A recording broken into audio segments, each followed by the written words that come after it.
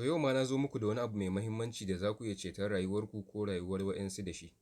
Shin wai idan mutum ya shaƙe me ya kamata ya yi wa kansa ko kuma idan kuna gurin me ya kamata ku yi masa? To shaƙewa shi ake nufi da choking a turance kuma yana nufin idan wani abu ya toshe wa mutum hanyar iska da ya kasa numfashi.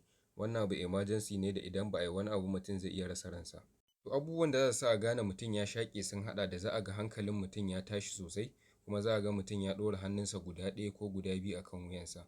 Mutum zai kasa yin magana kuma numfashinsa zai ringa fita da wata ƙara. Wasu za su ringa yin tari da ƙarfi wasu kuma za su kasa yi. Sannan fata da leɓe da faratu za su iya yin duhu ko kuma su zama bulu saboda rashin iska.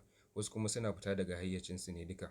To idan mutum yana tari da ƙarfi za a iya ƙyale shi ya ci gaba saboda wannan tarin zai iya fitar da abin da ya shaƙe shi. Idan kuma ba haka ba sai kai wannan abubuwan.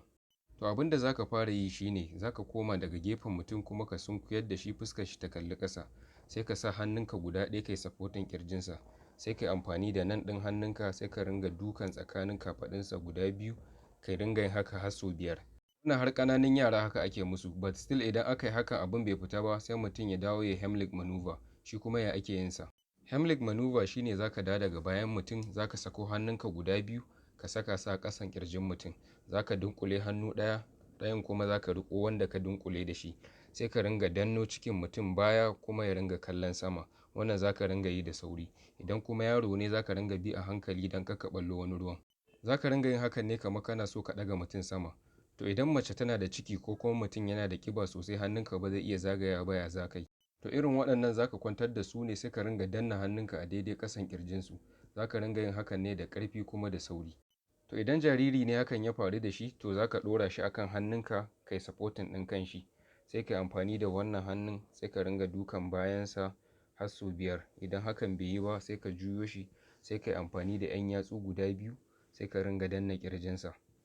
To idan mutum ya riga ya fita daga hayyacinsa abin da za ka yi shi ne, idan kana hango abin da ya toshe masa numfashin za ka iya ƙoƙarin ciro shi.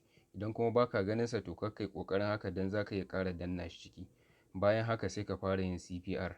Ka ringa yi kana danna ƙirjinsa kuma kana yi masa numfashi da baki. Za a yi ƙoƙarin tafiya asibiti ko kuma a kira ambulance. To idan kai ne abin ya faru da kai kuma kai kaɗai ne a gurin ya za ka yi? To abin da za ka yi shi ne za ka dunƙule hannunka guda ɗaya sannan ka riƙe shi da ɗaya hannun. Sai ka sa a daidai ƙasan ƙirjinka ka ringa danna cikinka baya kuma ya ringa kallon sama.